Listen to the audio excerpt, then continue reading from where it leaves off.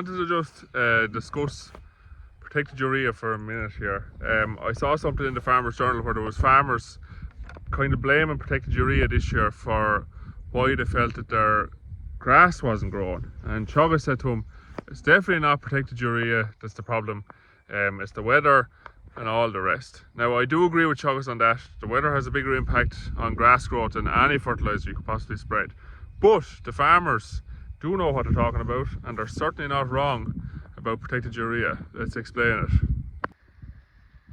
So here's a field grazed 6 days ago. Growth has been poor enough up until last week. Now I know we were probably scarce in rain, but what had changed, now we'll look at a paddock in 5 minutes time that has got protected urea. This paddock didn't get protected urea after it was spread. So if you've been watching the videos all along, we spread an awful lot of 18612 here because we've got low index for P and our lime is not fantastic. And our soil type means that it's hard enough to build up P indexes. So we actually have a derogation for P that we're allowed to spread a little bit more than everyone else. That's not in a derogation for P.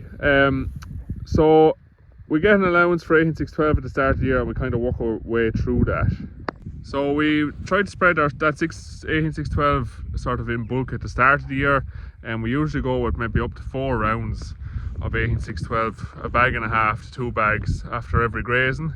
And then what we do is we also have a little allocation for protected urea use. So it's about a third of what we go, 2/3 18612, 1/3 urea. So that means that for the last 3 rounds of grazing we have used protected urea on our grass. All the rounds up until that have been 18612. What I find here is that we'll get a really good response out of round 1 of protected urea and round 2 of protected urea, and then you'll start to see it really not kick in the way it did for the last 2 rounds. Grass will have yellow patches or dark green patches. So the dark green patches will be urine from the cows, that the nitrogen from the urine from the cows goes out into the grass, but it just highlights the area beside that urine patch as not having enough nitrogen. Now you won't have changed your spread rate or reduced it or anything, it just looks like it's not working as well, as you'll see in the next clip on the next video in comparison to this field. This field is green all over, no yellow patches, no green patches.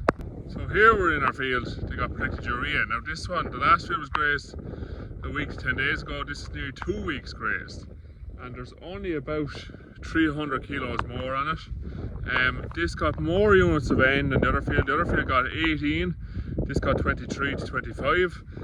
But the big difference is that this field got protected urea and that one got nitrogen in the form of 18612. Now cameras always show up greener than it actually is, but you can see it there. So there's light green patch / yellow with dark green parts. Do you see it? And the camera makes it all look green, but as far out as you can see there, light green, dark green. Same here, light green, dark green. The dark green are the urine patches from where cows urinated. When farmers say protected urea is the reason they're not growing grass, they're not wrong.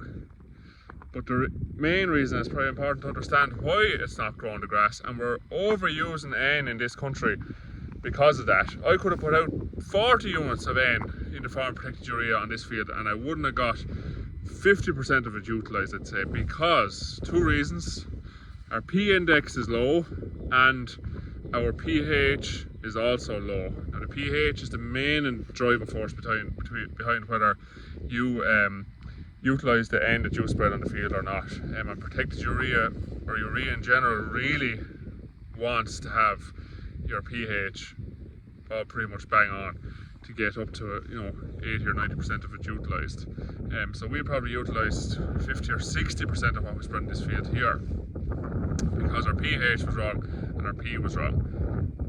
What happens when you put out 18612? Some of it is made up of CAN, the nitrogen is in it, and you're putting out P with it, so you're giving the plant pretty much everything that it needs, along with mitigating your low pH on your field.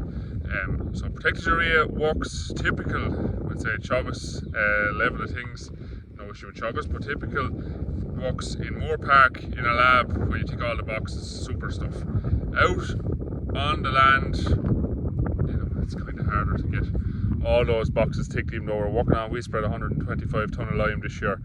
There's some to spread every year, but no one's farm will be completely up to scratch for pH or P. Some of you are, but the majority of the average farms aren't. And that's why our protected urea isn't driving grass out of the ground, but 18612 is, and it works fierce well on this farm. So we've switched back around now, and our last 2 rounds or so of fertilizer spreading will be in the form of 18612 to close out the year, and the farm will hum away until we have to house cows. If we'd have stayed with protected urea till the end of the year, I don't think we'd have grown the grass and we still would have spread the money.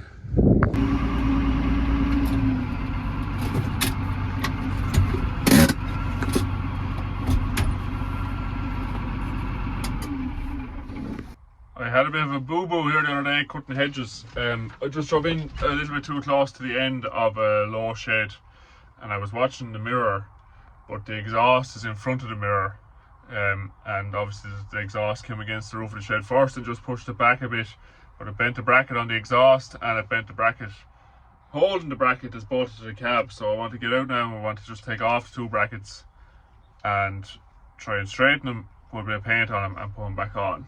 So let's take a look here.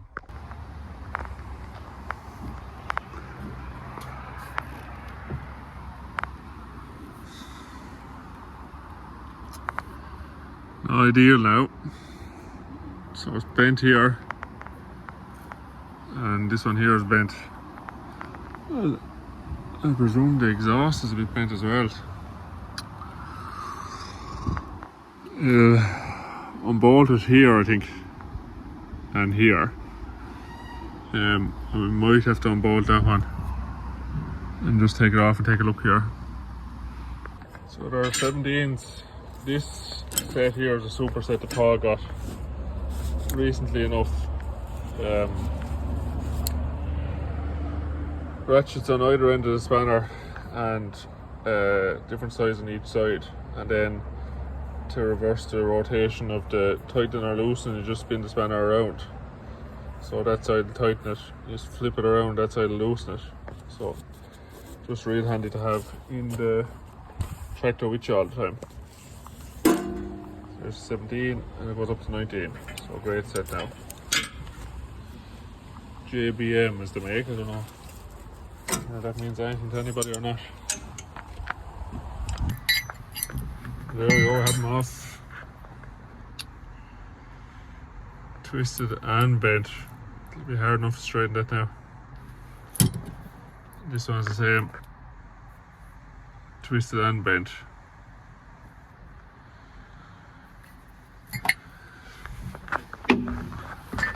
Do a bit of hammering here. The exhaust is back where it's supposed to be now, which is there.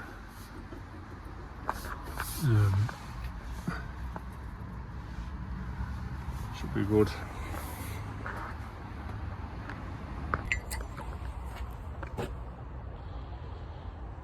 Fairly big improvement there.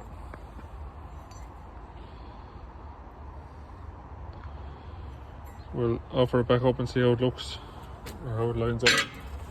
So now you see, I don't know what it was like before it was bent, or how bent was it the first day, because I never really noticed it, but now everything is straight now, and it's a million miles away from where it needs to be. Look, so this whole thing needs to head this way in order to line up with that exhaust. The exhaust doesn't move any further out that way, that's where that's going to sit.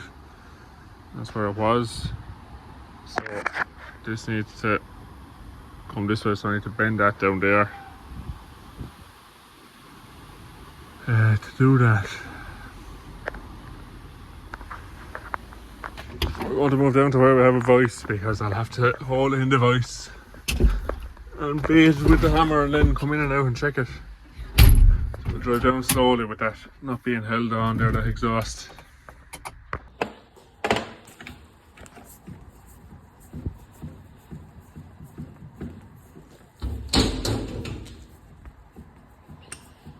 So I'll be able to clamp the piece that I want. So this needs to go this way. So I'll be able to clamp this down tight here in the vise, and then bait that with the hammer, and then run in and out. So So I'll be able to tap this now here this way. Finger in the way, this way. And it'll twist the bracket around. And the other be hit up or down as well, if it's not straight. And then just run in and out to the tractor to test her out. So see how we go here.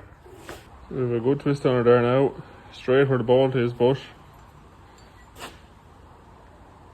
she's well twisted, so let's see how that looks.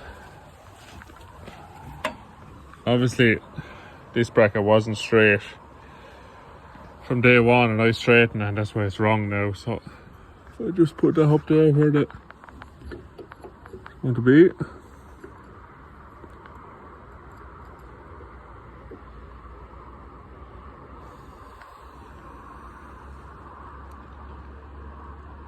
Be it straight now, but that has to tap down to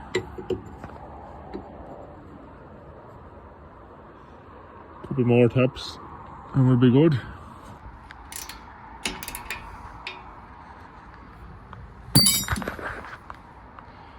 She fought us the whole way, but the mirror now is back out where it's supposed to be, and everything is tight, and that's no longer shoved up against the cab, and that's no longer in a hoop. Good job.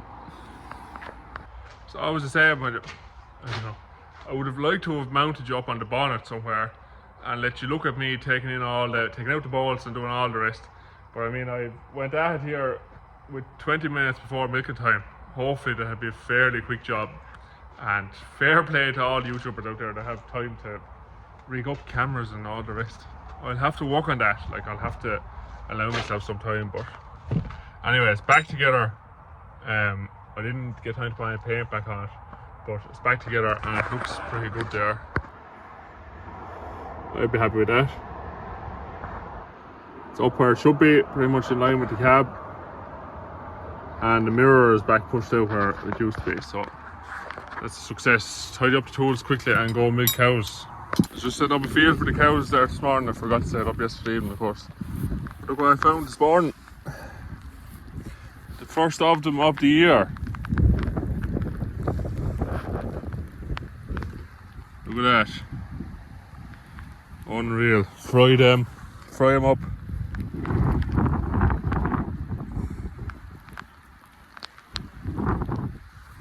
For anyone who doesn't know what mushrooms to eat, the ones that have white tops and pink bottom on them like that, they're field mushrooms. And they're dead safe and taste unreal. They'll be coming home for the lunch today now. Great job. Also, a top tip there from Amy Coonan on Instagram.